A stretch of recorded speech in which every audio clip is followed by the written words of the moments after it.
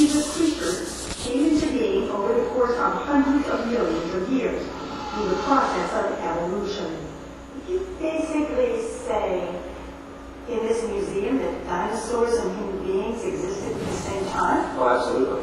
Because, the Bible teaches that God made land animals on day 6 alongside Adam and Eve and death. Ham understands that Supreme Court decisions mandating separation between church and state mean his point of view cannot be taught in public schools. Still, he sees a glimmer on the horizon. A new theory called intelligent design is bringing hope to Christians like himself who don't believe in evolution.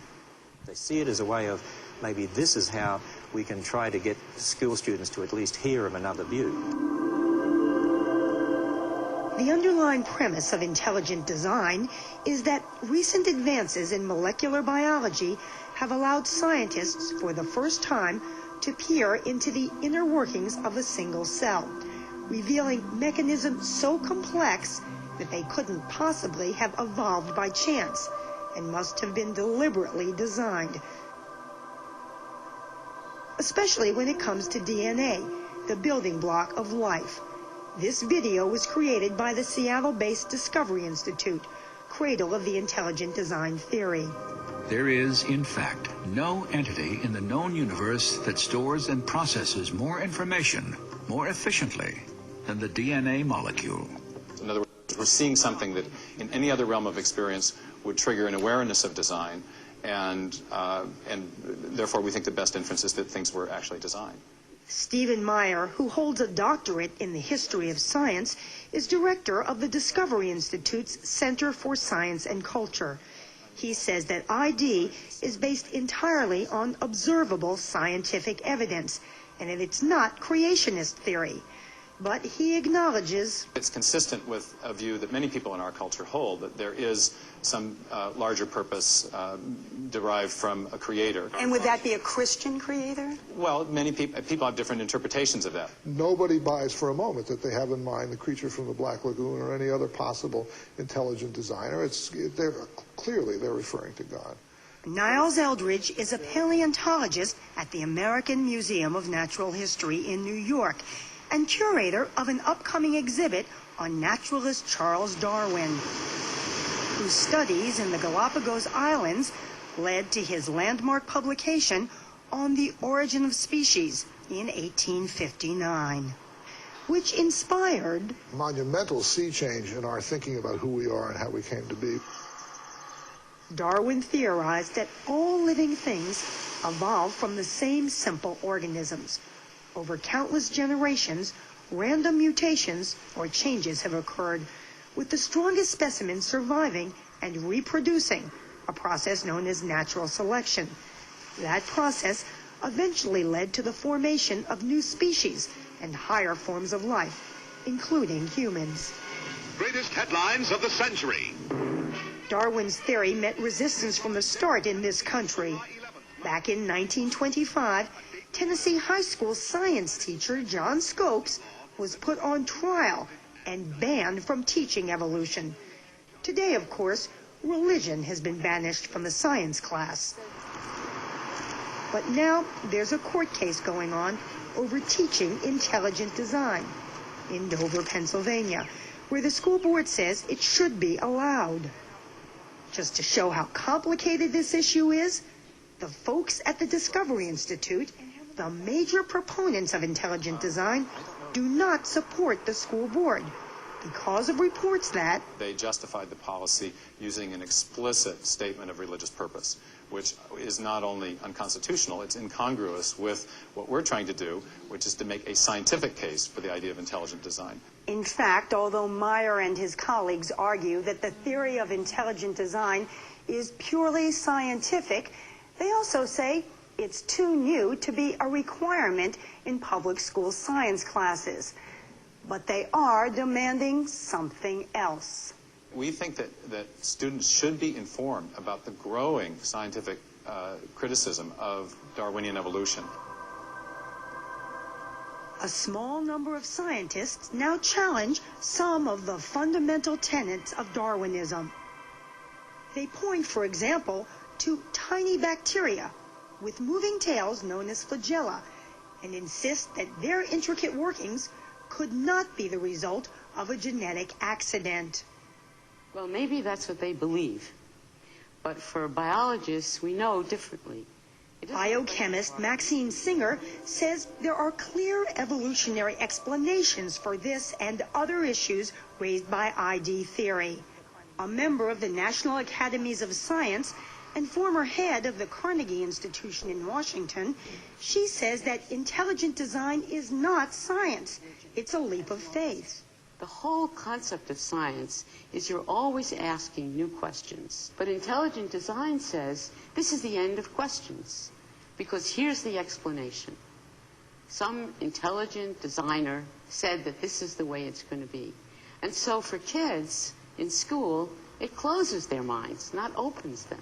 So how does that affect Spanish changes? But what about the argument that students should at least be taught that there's a controversy over Darwin's theory? There are controversies about the mechanisms of evolution, and we should be teaching those. But there is no controversy in science about whether evolution occurs or not.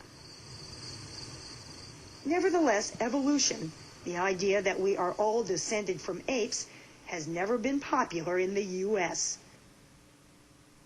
A new CBS News poll finds that 51% of Americans believe that God created human beings in their present form.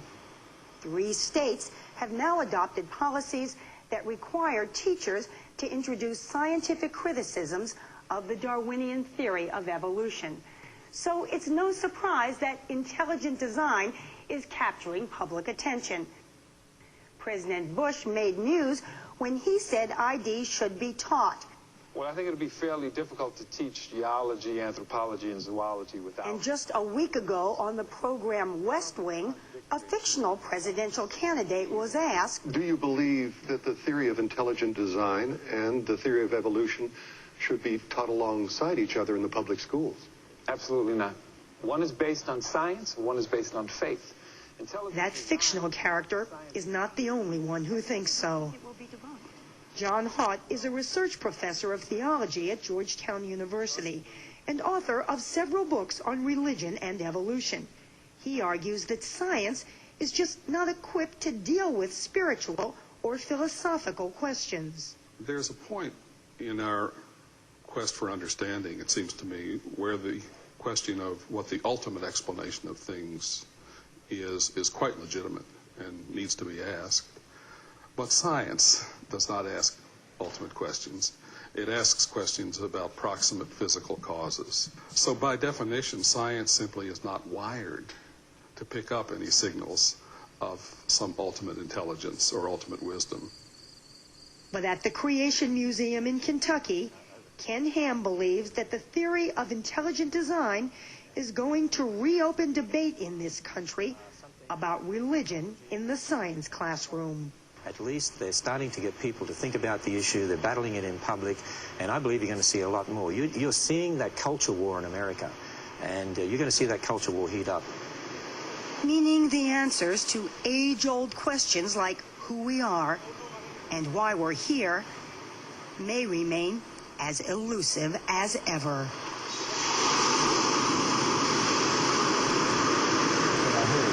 One point was that you feel that the thesis of intelligent design will support the whole concept of white supremacy. For those who might not be aware of how that hooks up, if you propose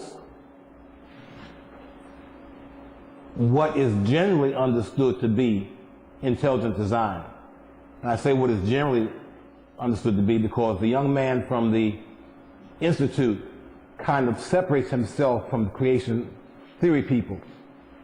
But what creationist theory says, basically, goes back to Bishop Ussher when he proposed that life has been on the planet, human life has been on the planet for 6,000 years. If you propose that, and of course that's also what was being proposed by the gentleman who had the museum. If you say that life has only been on the planet for 6,000 years, then dinosaurs and humans have to have been here in the same time frame. Because everything has to happen in 6,000 years. that also presupposes no time for the development of language. And you've heard them say that 51% of Americans believe that God created humans in their present form.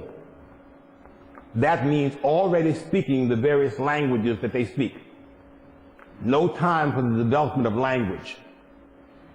It also presupposes no time for the development of movement around the planet.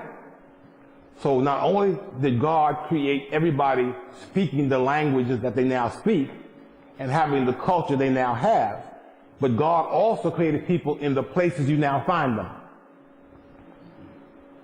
Because there's no time for them to migrate. That means the Chinese were made by God in China.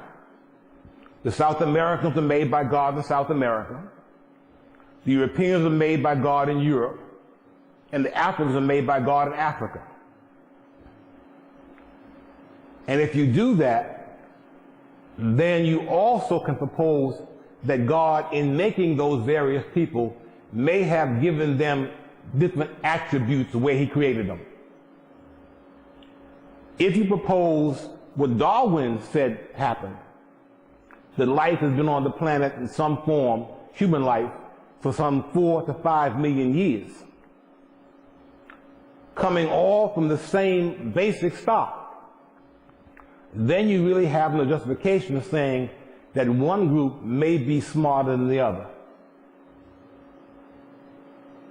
So that behind some of the creationist thesis, now being called intelligent design, there is white supremacy. That's one point. The other point the brother made was that when you tell people that things are this way because God made them this way, that does not encourage you to find out how did God do it. In fact, it would almost be none of your business how God did it. So the whole evolution creationist thesis argument also, when you come down on the creationist side, has the tendency to shut down investigation. That's what the brother heard. What else does somebody else hear? Yes, sister. I'm sorry, microphone.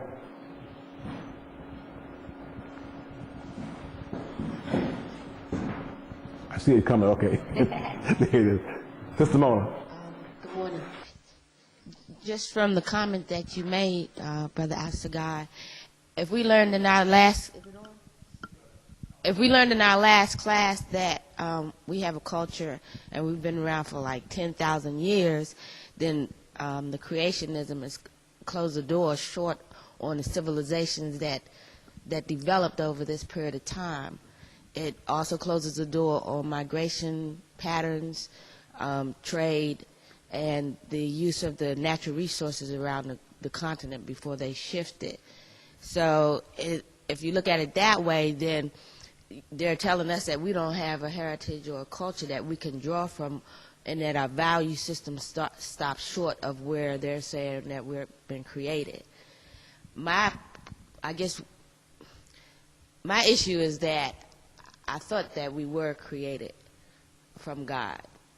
And so as I'm learning the different value systems in our culture, I see that there's a lot of different arguments or positions that are being offered to say, you know, this man is greater than that man when we're all of the human race. So I'm still open and developing in that area, but I would like to think that, you know, if we were created, then it's not the way that the scientists or these researchers are saying, because no one really knows the mind of God if there's a God. I heard a joke one time about a teacher who was talking to her kindergarten class. This microphone, by the way, is to pick up for him. It's not broadcasting. It doesn't make things any louder, so you have to talk loud. And the kindergarten teacher asked her students to draw pictures. And she was moving around the class, looking at the various pictures they were drawing. And she came to Johnny and said, "Johnny, what are you drawing?" He said, "I'm drawing God." She says, Johnny, nobody knows what God looks like. He said, tell him, wait a minute, they'll know in a few minutes. He said, wait a minute, they'll know in a few minutes when I finish drawing them.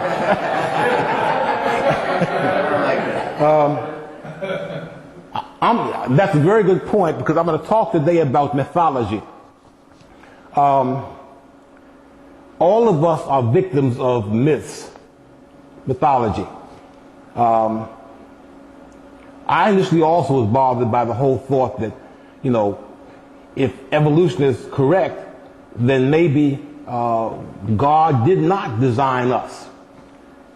But then later on, I got to thinking about that, and it might not be the problem with evolution I was having. It might be the problem with my concept of what God is. Because in fact, when I grew up as a child, the first image of God I had, God was an old white man sitting on a throne somewhere up in heaven. An old, not young, white man, not a black man, sitting on a throne, not sitting on the ground, somewhere up in heaven. No way I could touch him. And that concept still permeates much of my thinking. Now, what I want to talk about today is mythology. I'm going to get to just a second. But I want to touch on a few more things that I saw in this story on CBS Sunday Morning. The gentleman who opened the museum, what were his credentials? Anybody? Did you hear me? The Creation Museum? Yes. First, he was a PhD. No, he was not. He was a preacher. The guy who opened the museum was a preacher. Okay, that's one person we saw. Now, the young lady who spoke about the fact that biology, in fact, could prove various things and delineate certain things, what were her credentials? Biologist. She was a biologist and biochemist. She was a scientist. The gentleman who was in charge of the Intelligent Design Institute, what were his credentials? He was a PhD. In what? Religion? No, not religion. Not biology. The other. DNA. No. He was a PhD in the history of science. He was not a scientist. He was a PhD in the history of science. Okay, that's different. So, the reason I want to show that, as you watch these various discussions, you've got to take note of who is being put forth and what their credentials are to really talk about what they're talking about. There was a PhD in religion toward the end. He's written books on what? The theology of evolution. So apparently he had no problem with evolution. His argument simply was that when you get into questions of theology, scientists are really not able to even discuss that. Right. That's something else. He said it's outside the realm of science. It's outside the realm of science. And I would agree with that. Theology is outside the realm of science.